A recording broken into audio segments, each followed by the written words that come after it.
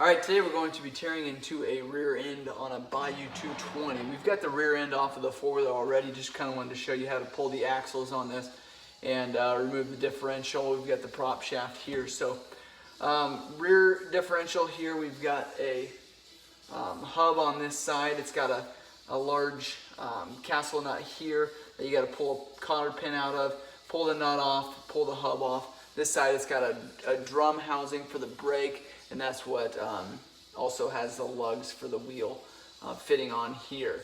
So we're at this point here. You can actually do all of this while it's on the four-wheeler, but we've got it pulled off here so we can see it. There's 10mm bolts all the way around here. We want to make sure and pull those off. But before we do that, we've got a skid plate on the bottom. And we've got 12mm bolts on, three 12mm bolts. To remove the skid plate, we've got our drain bolt here.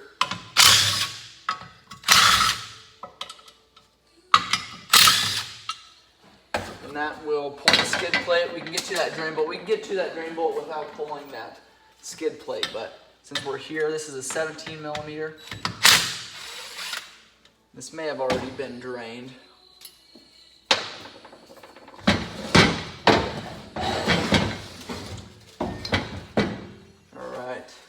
Looks like it has not been drained. It looks like it is very dirty. So got 10mm bolts all the way around here, like I said. I'm gonna go ahead and pull those now.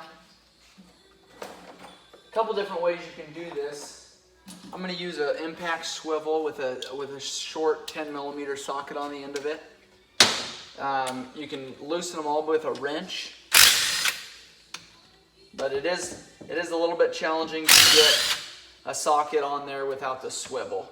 Possible for most of them, but not all of them, I don't think. Before we get too far here, I want to show you how to pull this brake caliper as well.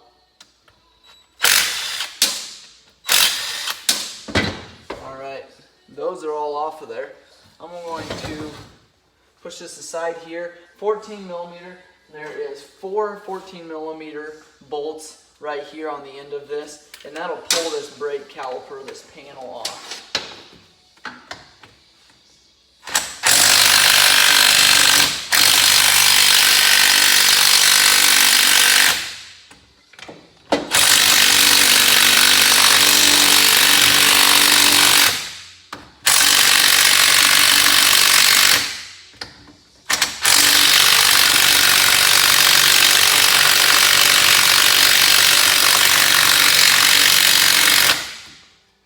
Extremely tight.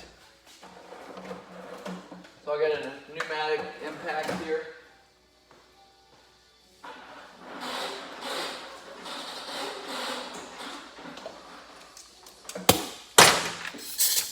This will speed things up for us.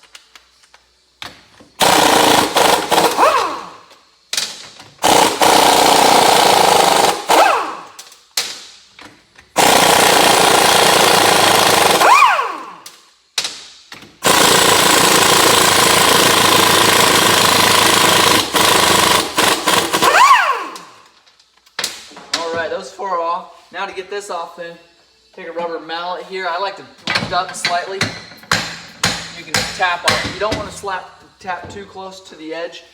You could potentially break that panel. But you might have to go top, bottom, kind of switch back and forth, or it'll bind up on there.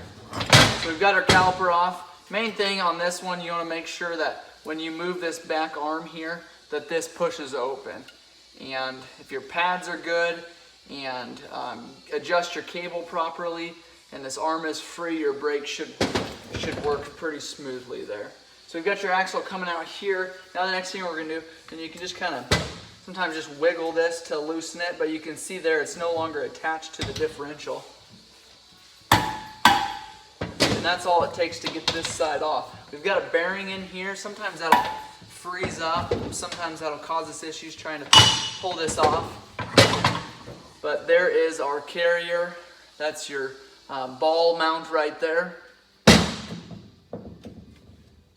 And we've got your axle there, and that just kind of pulls out of there. There's no snap ring or anything on there.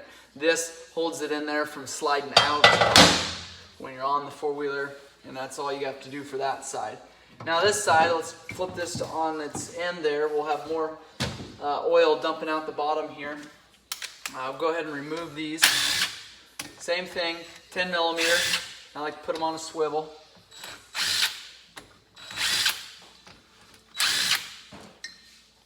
And there's one right in the middle here. Same thing, we'll lift these off, and this side actually ended up pulling that axle out at the same time. So you see we can't push it through that way, it's got to go that way, which is why we have to pull this carrier off when we're pulling these axles out. So we've got your differential there, we've still got some oil in there draining out of there. We're going to go ahead and pull these off to pull this shaft off. This is actually a 12 millimeter.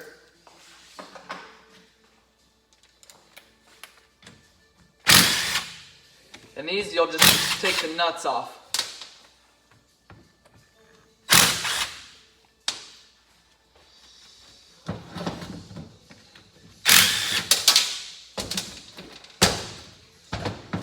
And there is your prop shaft. Now on this style, this has got a common problem here where these joints go out, or these boots get ripped. There's a boot that sits on top of here that gets ripped. So you want to make sure inspect that really good before going back together. Got your differential here. You want to make sure that when you can stick a couple fingers in there and pull on and twist this, and it should spin over. If it's got a lot of slack in there, then you've got issues. You want to rebuild that differential. But right now this differential looks good. I'm going to clean it out really good. And I may disassemble it. Check that video in my YouTube channel, disassembling that differential. But for now, that's all we're going to do on this one.